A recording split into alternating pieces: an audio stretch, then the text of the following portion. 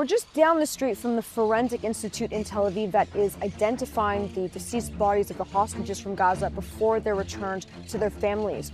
You can see here a makeshift memorial that's been set up. That sign says in Hebrew, sorry. And you can see these flowers here that have been put up and some of the posters with faces of the hostages on them. Now, as part of this ceasefire deal, all of the bodies of the hostages are meant to be returned from Gaza. When it went into effect, there were 28 bodies, and so far only a few have been released. The families of the hostages and the hostage forum that supports them is demanding that all of the bodies come out.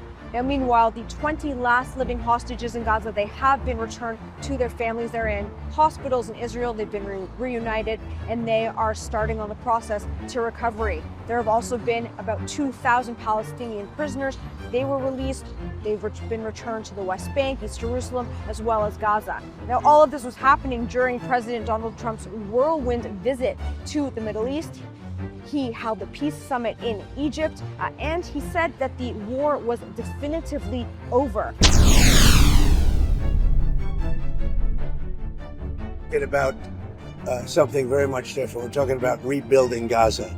I'm not talking about single state or double state or two state. We're talking about the rebuilding of Gaza.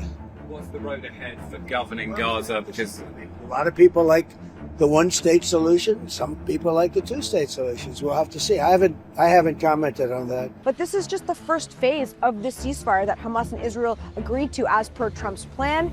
There is still a lot to be worked out in terms of going forward. Who's going to govern Gaza? Is Hamas going to disarm? What's going to happen with Palestinian statehood? A lot of the more challenging, thornier questions that still need answers.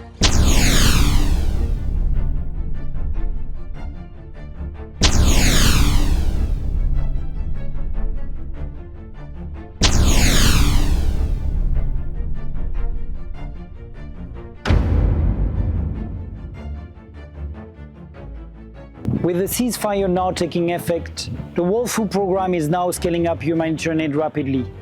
Our goal is simple.